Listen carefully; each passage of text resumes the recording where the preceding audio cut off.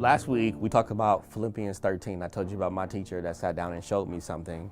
But last week I kind of actually took you on a tangent and focused more on the resume part. But let me tell you this week what she told me, because last week I never got to it. So this is what she said to me, because I was arguing with her about the past.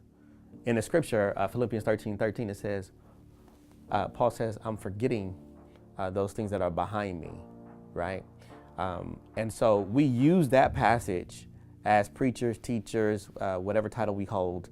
We use that, or even Christians. We just talk about the Bible. As soon as somebody says something, and we'd be like, it'd be like, well, you know, I was thinking about what happened to me. Girl, you gotta. I'm sorry, girl, you gotta forget about your past. That's the first thing we tell people. I had somebody came to my mind right there. That's somebody said that. I heard them say it.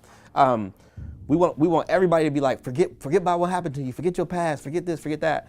And the funny part is that the passage, we talked about this last week, the passage doesn't say that Paul was saying forget the past. It was saying he was saying actually I forget my resume so that I can obtain. So let me tell you this week what I want you to understand.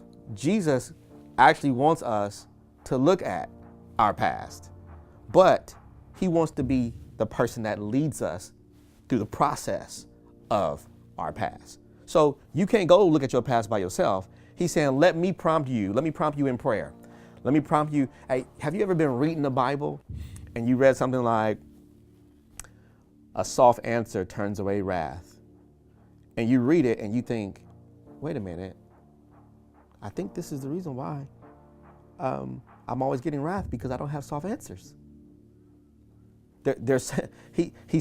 Jesus now will prompt you, and you say, well, why am I mean? You don't even know why you mean. Well, when you was 7, 8 years old, somebody told you you weren't going to be nothing, so you decided that you were going to protect yourself. So now every time you walk into an environment, you're protecting yourself.